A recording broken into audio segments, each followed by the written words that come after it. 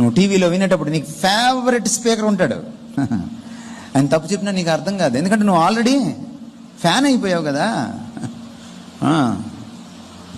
నువ్వు ఫ్యాన్ అయిపోయిన తర్వాత ఇంకేముంటుంది? ఆయన తప్పు చెప్తే నీకు అర్థం కాదు. అమ్మా అన్న చెప్పాడు, వాక్యం చెప్పింది కాదు, అమ్మా అన్న చెప్పాడు.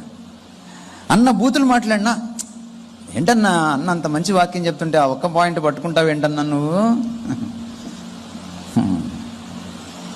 అన్న దరిద్రమైన లాంగ్వేజ్ అన్న వాడని, అన్న ఏమైనా చెప్పని, అన్న పళ్ళు కొరకని, నీకు అన్న అంటే ఇష్టం కదా, అందుకని నీకు బాగుంటుంది.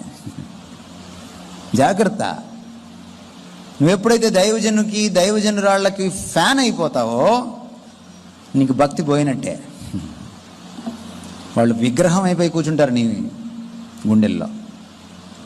విగ్రహారాధన వ్యభిచారంతో సమానం దేవుడికి, గుర్తుపెట్టుకో. నువ్వు పూజించాల్సింది దేవుణ్ణే తప్ప దైవజనుడిని కాదు. గౌరవించు, బట్ పూజించుకో.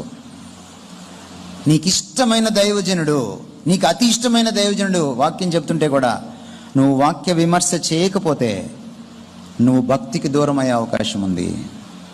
అంత్య దినాల్లో ఉన్నాం.